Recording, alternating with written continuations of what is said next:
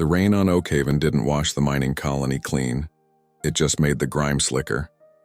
It hammered against the corrugated metal roof of the Last Drop saloon like a drum roll for a hanging. Ronin sat in the shadowed corner booth, his back to the wall. It was the only seat in the house where a man could command a view of both the front entrance and the kitchen exit without turning his neck. Old habits didn't die. They just kept you alive long enough to have regrets. He stared at the amber liquid in his chipped glass. Synthetic whiskey. It tasted like iodine and bad decisions, but it burned on the way down, and that was all that mattered. It was the only thing on this godforsaken rock that reminded him of Earth.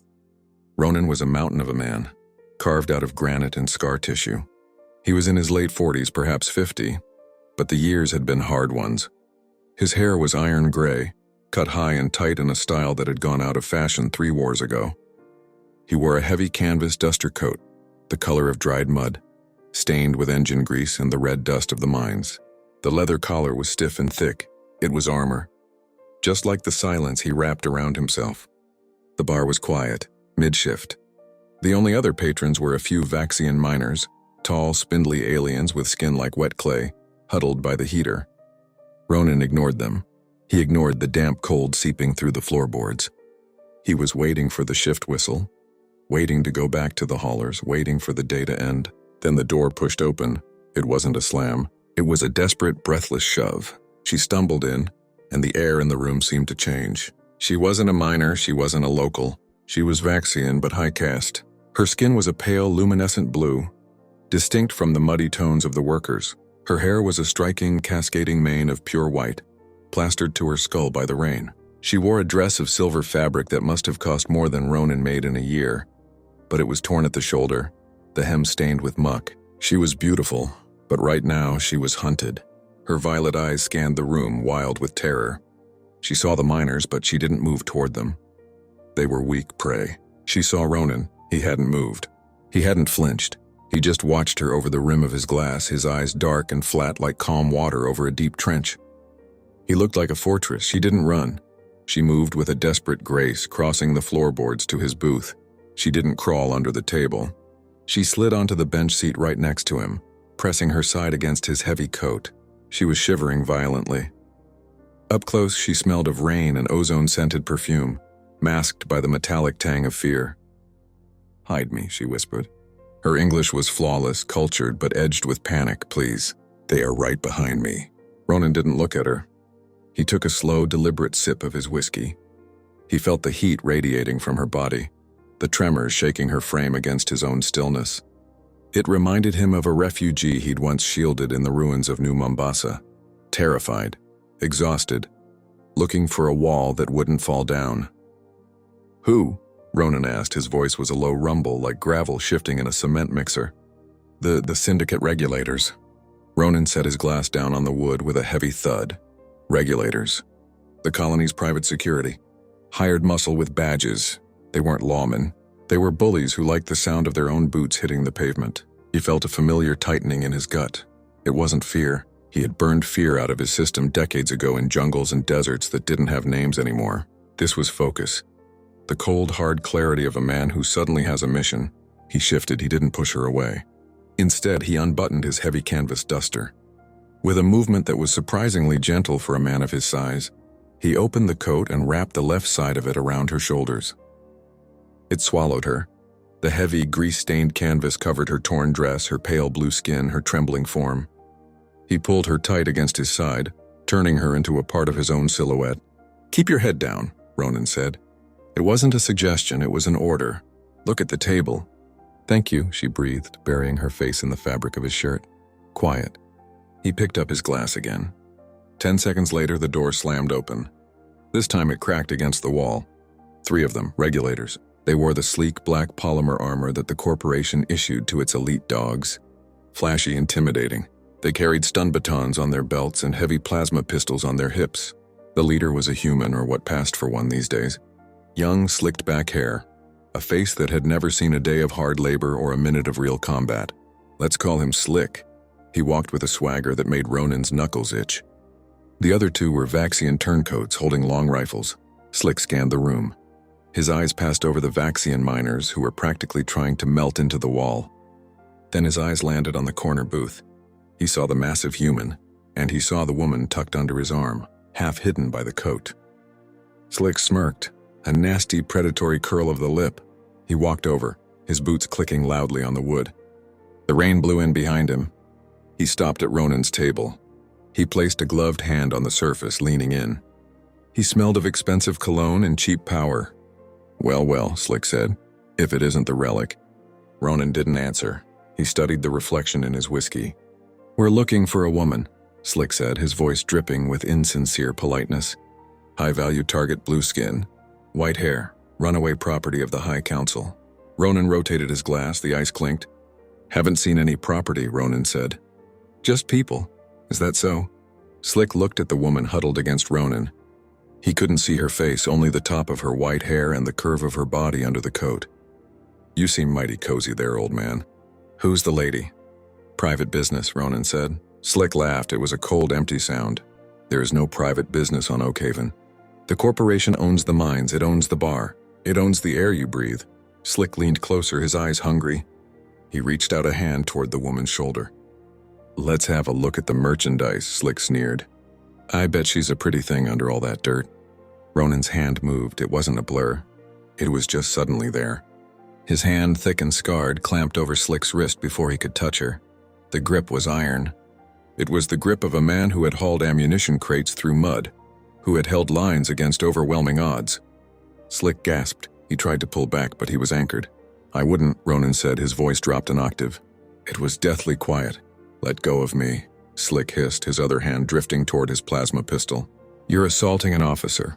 That's a ticket to the penal colonies. You touch her," Ronin said, staring directly into the kid's eyes, "and you lose the hand." The two alien guards raised their rifles. The tension in the room snapped tight like a bowstring. Slick looked at his guards, then back at Ronin. He needed to save face. He couldn't let an old miner manhandle him in front of his squad. "You're hiding a fugitive," Slick snarled, his voice rising. "That woman is the intended bride of Governor Krell. She belongs to the state." Governor Krell, a warlord in a suit. Ronin knew the type. He treated people like cattle. The woman against Ronin's side stiffened. She stopped breathing. Slick pulled his wrist free only because Ronin let him. He drew his pistol and leveled it at Ronin's chest.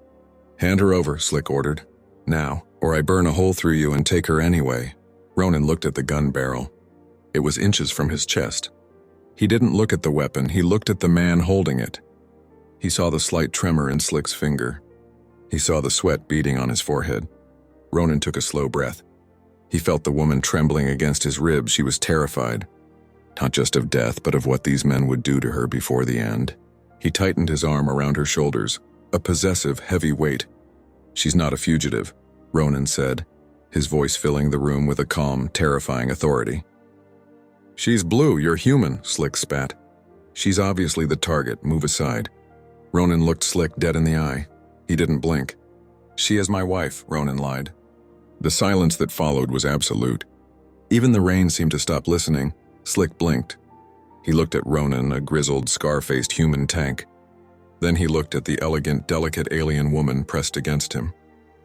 "Your wife?" Slick laughed. It was an incredulous bark. "Are you senile? That is biologically impossible. And illegal." "Interspecies Union Act of 2140, Ronin lied smoothly. He took another sip of whiskey. "Look it up, Article 5. Legal binding across all Terran and allied sectors. There was no such act." Ronin made it up on the spot, but he said it with the conviction of a drill sergeant reciting the code of conduct. "You're lying." Slick stepped closer. "Lift her head. Let me see her face. If she's the governor's prize, you're dead." "She's shy," Ronin said. "I'm tired of games," Slick shouted. "Guard, grab her!" One of the Vaxian guards stepped forward, reaching for the woman. Ronin felt a shift in the air. The moment of diplomacy was over. Violence was the only language left. "Elara," Ronin said quietly, his voice a vibration against her ear. "Close your eyes." "What?" she whispered. "Close them." Ronin grabbed the heavy glass bottle of whiskey from the table. It was nearly full, good heft. "I said she's my wife," Ronin roared, his voice cracking like a whip. He didn't pour a drink. In one fluid motion, a motion that defied his age, a motion born of muscle memory etched into his very DNA, Ronin slammed the bottle onto the edge of the table. Crack. The bottom of the bottle sheared off. Whiskey splashed everywhere, smelling of alcohol and fury. Ronin was left holding a jagged glass shank, dripping amber fluid. Slick's eyes went wide. He tried to fire, but he was too slow. Not because Ronin was fast, but because Ronin had already made the decision to act while Slick was still thinking about it. Ronin flipped the table. The heavy oak table flew upward, catching Slick in the midsection, knocking the wind out of him and sending his shot wild. A plasma bolt scorched the ceiling, raining sparks. "Move!" Ronin shouted to Elara, shoving her toward the kitchen door. She scrambled up, her silver dress flashing in the dim light, and ran. The two Vaxian guards turned to track her, raising their rifles. Ronin didn't let them. He stood up. He didn't just stand, he unfolded. He seemed to fill the room, a wall of canvas and anger. He grabbed the nearest Vaxian by the rifle barrel and yanked. The alien, light and unbalanced, flew forward. Ronin met him with a shoulder check that sounded like a car crash. The Vaxian crumpled, one down, two to go. Slick was scrambling to his feet amidst the broken glass and spilled liquor. The second Vaxian was leveling his rifle at Ronin's head. Ronin stood his ground. He was breathing heavy, but he was grinning. A wolfish, terrifying grin that said he had been waiting for a fight like this for a long, long time. "Come and get it," Ronin growled. If you enjoy stories where justice isn't given by a court, but taken by a man with nothing left to lose, you know exactly why Ronin didn't run. He had claimed her, and a man like Ronin protects what is his. The fight had just begun, and the old man was just getting warmed up. The bar was small, but to a man who knows his trade, a small room isn't a cage. It's a funnel. The second Vaxian leveled his rifle near the door. He had the range, he had the weapon. But he made a fatal error. He looked at Ronin's face, searching for fear, instead of watching Ronin's hands. Ronin threw the jagged whiskey bottle. Not at the alien, at the overhead light fixture. Shatter. Sparks rained down like welding slag, and the room plunged into a gloom lit only by the flickering red neon sign from the street. The Vaxian flinched, firing blindly. The plasma bolt hissed through the air, scorching the wall where Ronin had been standing a heartbeat ago. But Ronin wasn't there. He was moving low, a shadow within shadows. His knees protested, burning with the memory of old jumps and hard landings, but he forced them to obey. He closed the distance. He came up inside the Vaxian's guard. He grabbed the rifle barrel with one hand, ignoring the searing heat of the plasma vent, and grabbed the alien's throat with the other. "Sleep," Ronin grunted. He drove the alien backward into the wall. The impact knocked the wind out of the creature. Ronin followed up with a short, brutal chop to the side of the neck. The Vaxian folded, two down. Ronin turned. Slick was backed against the bar, his pistol shaking in his hand. He was young, terrified, and dangerous because of it. "Stay back," Slick screamed, his voice cracking. "I'll shoot, I swear I'll kill you." Ronin stopped. He stood amidst the broken glass and the groaning bodies of the hired muscle. He looked like a nightmare dug up from the trenches of a forgotten war. "You could," Ronin said, his voice level. "But you're shaking, son. You'll miss the kill shot, and then I'll be on you." He took a step forward. The floorboards creaked under his weight. "And I won't be as gentle as I was with your friends." Slick's resolve crumbled. He dropped the pistol. It clattered on the wood. He raised his hands. I was just following orders," Slick stammered. "The governor, he wants her back." Ronin kicked the pistol away. He stepped in close, towering over the young officer. He grabbed Slick by the collar of his expensive armor and hauled him close. "Orders are for soldiers," Ronin growled. "You're just an errand boy for a slaver." He shoved Slick backward. The kid tripped over a chair and sprawled on the floor, humiliated. "Tell your governor," Ronin said, turning his back on him, the ultimate insult, "that she is under my protection. Tell him the old wolf has his prize. If he wants her, he better send more than 3. Ronin didn't wait for an answer. He moved to the kitchen door, pushing through the swinging panels.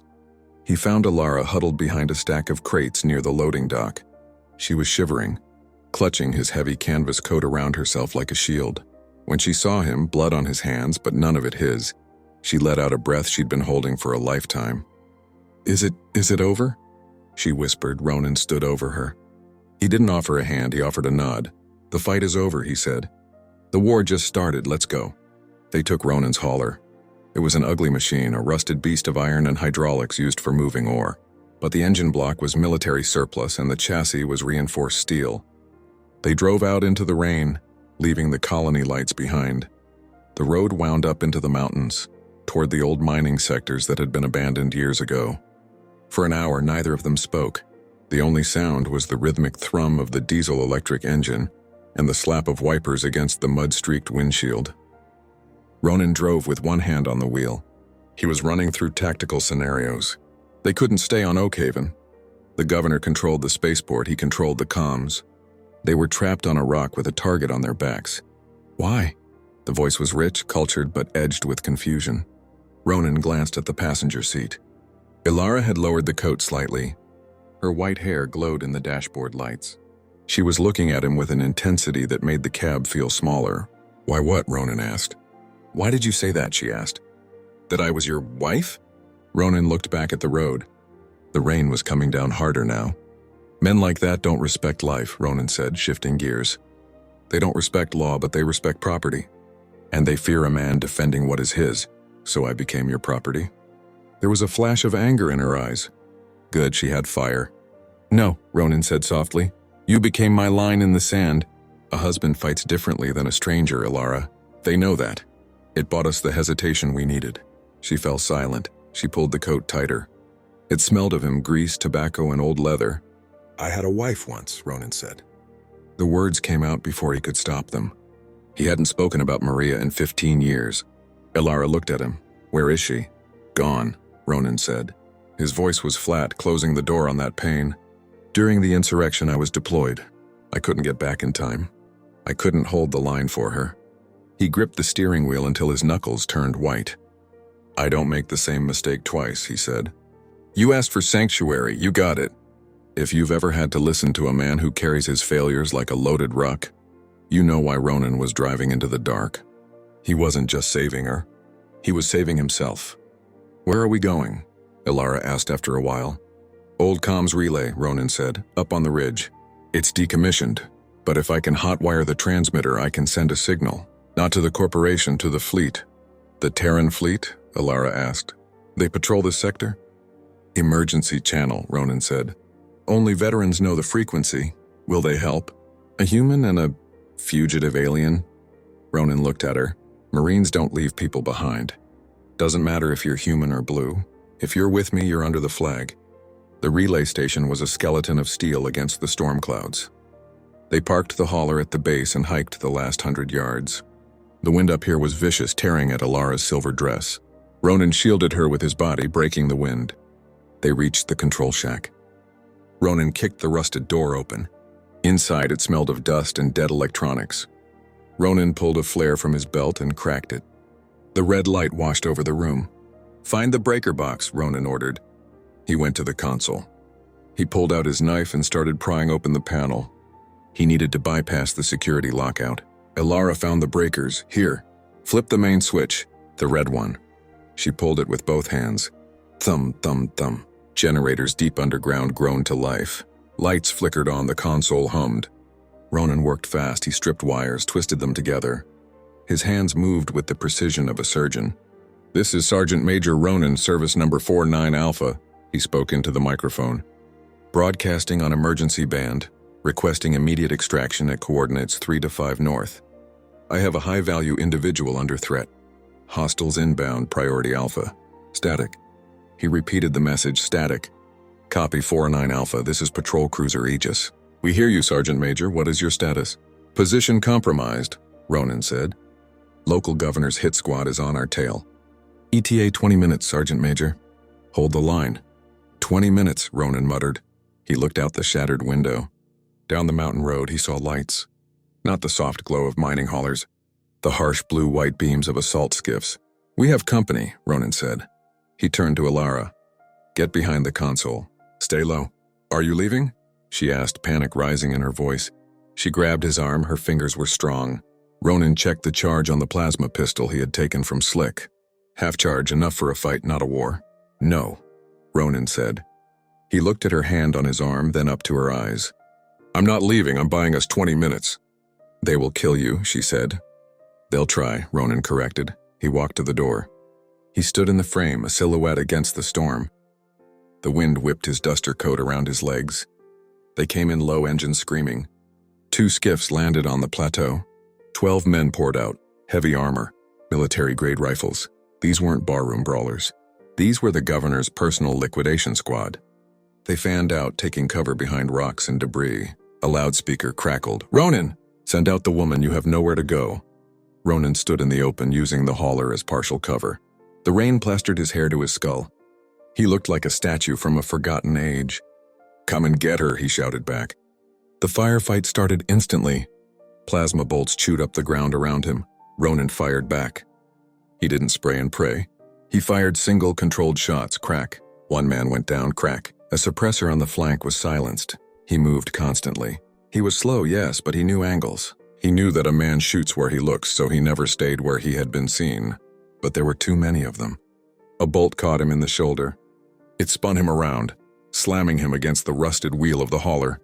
Pain, white-hot and blinding, shot down his arm. He dropped the pistol. He slid down to the mud. "He's down, move in." "Secure the prize," Ronin groaned. He tried to reach for the gun, but his arm wouldn't obey. His vision swam. The regulators advanced. They formed a circle around him. The leader of the kill team walked forward. He kicked the pistol away. He aimed his rifle at Ronin's head. "End of the line, old man," the leader sneered. "Should have stuck to mining." Ronin looked up. Blood ran down his forehead into his eyes. He wiped it away with a shaking hand. He didn't look defeated, he looked patient. "You hear that?" Ronin rasped. "Hear what? You begging?" "No," Ronin smiled. Blood stained his teeth. "The thunder." The leader paused, he frowned. A roar began to build, not from the sky above, but from the valley below. A deep, vibrating thrum that shook the pebbles on the ground. It wasn't thunder, it was afterburners. The clouds above the plateau ripped open. A dropship, massive and painted in the dark gray of the Terran Fleet, screamed over the ridge. It hovered directly overhead, its downdraft flattening the grass, knocking the regulators off balance. Searchlights, bright as the sun, pinned the kill team to the ground. "This is the Terran Fleet!" A voice boomed from the ship's PA system, loud enough to rattle bones. "Drop your weapons and stand down." The regulators looked at the ship. They looked at their rifles. Then they looked at the heavy autocannon swiveling under the dropship's nose. They dropped their weapons. The cargo ramp lowered. A squad of Marines in powered armor hit the ground. They moved like a single organism, securing the perimeter, zip-tying the regulators. A medic ran to Ronin. "Sergeant Major!" The medic shouted over the engine noise. "Can you hear me?" Ronin nodded. "I'm fine, get the civilian." "She's inside." Elara ran out of the shack. She ignored the Marines, she ignored the mud. She threw herself onto her knees beside Ronin, grabbing his good hand. "You stayed," she breathed, looking at his wound. "You stayed." Ronin squeezed her hand. "Told you I hold the line." Epilogue. 3 days later. The debriefing room on the cruiser Aegis was sterile, clean, and quiet. Ronin stood by the viewport looking out at the stars. His shoulder was bandaged. His duster coat, cleaned and mended, hung over his arm. He was ready to leave. Back to the mines, back to the silence. The door opened, Elara walked in. She looked different, the dirt was gone. She wore the formal robes of her station. High-caste Vaxian nobility. She looked regal, distant. "Sergeant Major," she said. Her voice was steady. "Ma'am." Ronin nodded. "I hear they're taking you back to the core worlds. You'll be safe there." "Yes," she said. She walked closer. "My family has substantial influence. The governor has been arrested. My marriage to him was forced. A political arrangement I fled from." "I figured," Ronin said. "And you," she said, stopping a foot away from him. "You are returning to Oakhaven?"